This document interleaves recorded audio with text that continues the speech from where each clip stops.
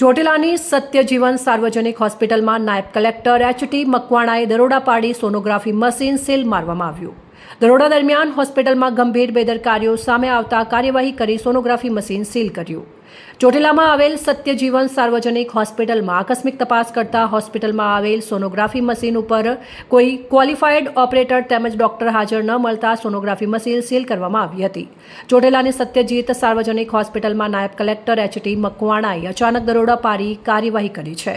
આ દરોડા દરમિયાન સામે આવેલી ગંભીર બેદરકારીઓ અને ગેરરીતિઓએ હોસ્પિટલના સંચાલન સામે જ નહીં પરંતુ ભ્રૂણ હત્યા જેવી ગંભીર પ્રવૃત્તિઓની શંકાઓ પણ ઊભી કરી છે.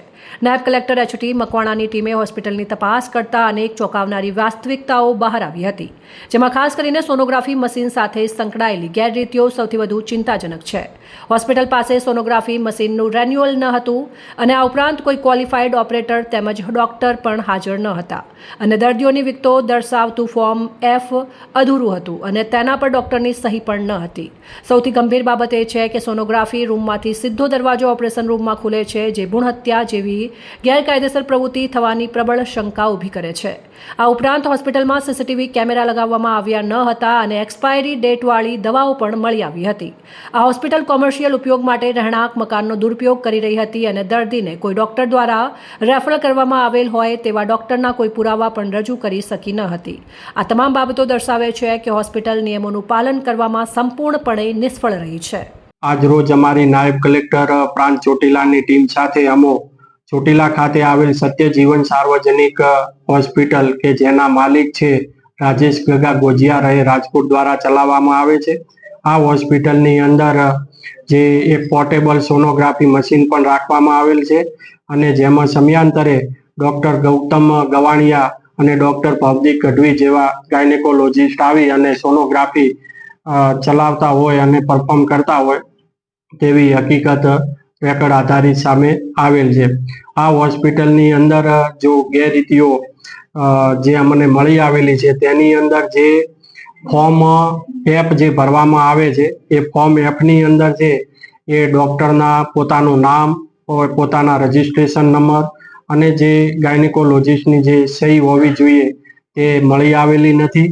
તેમજ જે PCPNDT એક્ટ છે એ એક્ટની અંદર સેક્શન 4 ની અંદર ખાસ પ્રાવધાન આપેલા છે કે કઈ કઈ કન્ડિશનની અંદર પ્રી ડાયગ્નોસ્ટિક ટેસ્ટ થઈ શકે અને કઈ કન્ડિશનની અંદર એ ડાયગ્નોસ કરવાનું નથી જેવી સખત જોગવાઈ કરવામાં આવેલ છે. પણ તે સેક્શન 4 નું પાલન કરેલું હોય તેવું કોઈ પણ જગ્યાએ અહીંયા રેકર્ડ આધારિત જણાતું નથી.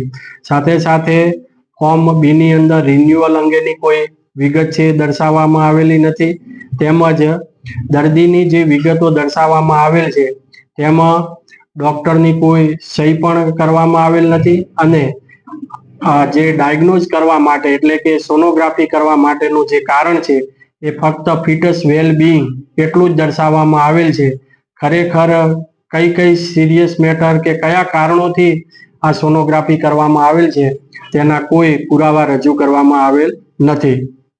સોનોગ્રાફી જે મશીન રાખવામાં આવેલ છે એ મશીનની જે દરવાજો છે દરવાજો એ અને ઓપરેશન થિયેટર ઓટીનો દરવાજો છે એ કનેક્ટેડ છે. તો એ કયા કારણોસર એ કનેક્ટેડ છે એના પણ કોઈ પુરાવા નથી. ખાસ ગંભીર ગેરરીતિ એ છે કે આ હોસ્પિટલની અંદર એક પણ સીસીટીવી કેમેરો રાખવામાં આવેલ નથી. તેમજ આ બંને ગાયનેકોલોજીસ્ટ ડોક્ટર ગૌતમ ગવાણિયા અને ડોક્ટર ગઢવી અહીંયા આવી અને સોનોગ્રાફી કરતા હોય તેના પણ કોઈ આધાર પુરાવા તેઓના જે હાજરીના રજીસ્ટર હોય છે, પછી સ્ટાફ એ ક્વોલિફાઈડ છે કે કેમ સ્ટાફ અંગેના પણ કોઈ આધાર પુરાવા અને તેમની હાજરી અંગેના આધાર પુરાવા રજૂ થયેલ નથી. સાથે સાથે આ જે બિલ્ડિંગ આવેલું છે રહેણાંકની અંદર આવેલું છે અને અહીંયા કોમર્શિયલ હેતુ માટે ઉપયોગ કરવામાં આવેલ છે. ઘણી બધી એક્સપાયરી ડેટ વાળી દવાઓ મળી આવેલી છે. દર્દીને કયા ડોક્ટર દ્વારા સોનોગ્રાફી માટે મોકલવામાં આવેલા છે, રિફર કરવામાં આવેલ છે, એના માટેના જે રેફરન્સ સ્લીપો પણ નિભાવવાની હોય છે એ પણ અહીંયા મળી આવેલ નથી. આમ ઘણા પ્રકારની જે ગેરરીતિઓ ધ્યાને આવતા આ હોસ્પિટલનું જે સોનોગ્રાફી મશીન છે એ તાત્કાલિક અસરથી સીલ મારવામાં આવેલું છે અને આગળની કાયદેસરની કાર્યવાહી હાથ ધરવામાં આવેલ છે. સાથે સાથે જે પણ રેકર્ડ ઉપલબ્ધ છે એ તમામ રેકર્ડને પણ જપ્ત કરવામાં આવેલ છે. અહેવાલ અફઝલ મુલ્તાની, સંબંધ ભારત ન્યૂઝ, ચોટીલા, સુરેન્દ્રનગર.